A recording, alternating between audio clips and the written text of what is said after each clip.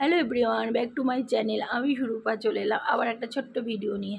তো কালকে সবার বাড়ি ফোঁটা ছিল, হ্যাঁ ছিল, আমারও ছিল ফোঁটা। আমি তো ভীষণ এক্সাইটেড থাকি এই দিনটার জন্য, কখন দাদাভাইদের ফোঁটা দেবো। যাই হোক, বলি চলুন। এটা হচ্ছে আমার বড়দাদা। তো বড়দাদাকে ফোঁটাটা দিয়ে নিলাম। ইনি হচ্ছেন আমার একমাত্র ভাই। এই যে আমি চারজনকে ফোঁটা দিই, চারজন আসেন, চারজনকে দিই। ছোট্ট থেকে মানে জ্ঞানও তো আমি আমার বড়দাকে দিয়েছি। তারপরে এই যে আমার ভাই আসেন আমার, তারপরে আমি আমার ভাইকে দেওয়া শুরু করেছি। বেশ ভালো লাগে এদেরকে, সত্যি আমার জীবনের এক একটা টুকরো আমার ছোট ছোট ভাইরা।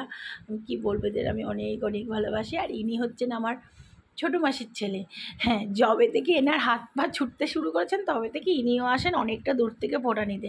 এনার বাড়ি কাকিনাড়া। তো সকাল সকাল উঠেই ভোরবেলায় দেখি ঢুকে গেছেন। বাবুর ঘুম ভাঙে না, কিন্তু দিদির কাছ থেকে ফোঁটা নিতে হবে বলে ভোরবেলায় চলে এসছেন। ভালো লাগে সত্যি এদেরকে, এরা এত কষ্ট করে দূর থেকে এসে যে আমার কাছ থেকে ফোঁটা নেয়, আমি সত্যি খুব হ্যাপি যে আমার ছোট ছোট ভাইগুলোকে আমি ফোঁটা দিতে পেরে, যে ভালোবাসার বন্ধনে এরা ছুটে আসে আমার। আমি সত্যি খুব হ্যাপি বন্ধুরা, বিশ্বাস করুন। আর ইনি হচ্ছেন আমার ছোটো মামার ছেলে। ইনি আমার পাশেই থাকেন, সর্বসময় দেখতে পারবেন ইনাকে, আমার বড়দাদাকে, আমার এই ভাইকে আর আমার ভাইকে। কারণ হচ্ছে এরা আমার ভিডিওতে প্রায়শই থাকে, কারণ আমি তো এখানেই থাকি।